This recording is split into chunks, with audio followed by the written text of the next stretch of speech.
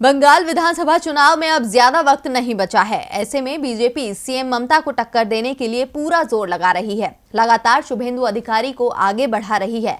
यहां तक कि अब तो बीजेपी अधिकारी को लेकर बड़ा ऐलान भी कर सकती है, जिससे मुश्किलें टीएमसी की नहीं बल्कि खुद बीजेपी के लिए खड़ी हो सकती हैं। यहां तक कि पार्टी के बड़े दिग्गज ही मोर्चा खोल सकते हैं।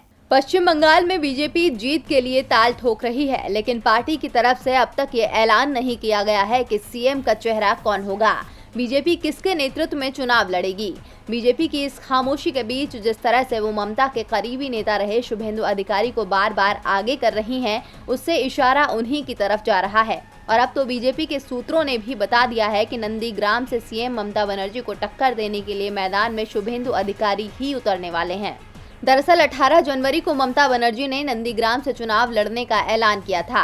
इसके कुछ ही देर बाद शुभेंदु अधिकारी का बयान आया था। शुभेंदु अधिकारी ने कहा था कि वो ममता बनर्जी को नंदीग्राम में 50,000 वोटों से हराएंगे और ऐसा नहीं किया तो राजनीति छोड़ देंगे। इस ललकार के साथ ही शुभेंदु अधिकारी न सिर्फ बड़े चेहरे के तौर पर बीजेपी में आगे बढ़ रहे हैं, बल्कि बीजेपी को ये भी उम्मीद है कि वो मिदनापुर में कई सीटों पर प्रभाव डालेंगे। 2016 से शुभेंदु नंदीग्राम के विधायक हैं। बीजेपी में शामिल होने के बाद उन्होंने विधायक पद से त्यागपत्र दे दिया था।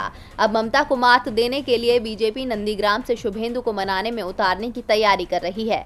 माना जा रहा है कि ममता को टक्कर देने के लिए बीजेपी के पास कोई बड़ा चेहरा नहीं है, इसीलिए वो शुभेंदु अधिकारी को आगे कर रही हैं। सियासी गलियारों में चर्चा है कि बीजेपी अधिकारी को सीएम उम्मीदवार के तौर पर भी प्रोजेक्ट कर सकती है। कहा जा रहा है कि दिल्ली की गलती को बीजेपी बंगाल में नहीं दोहराना चाहती, इसीलिए वो मुख्यमंत्री का चेहरा आगे कर सकती है। लेकिन अगर पार्टी ने ऐसा किया तो बीजेपी में जबरदस्त बगावत छिड़ सकती है। यहाँ तक कि बाहरी बनाम अपनों को लेकर बीजेपी के दिग्गज मोर्चा भी खोल सकते हैं।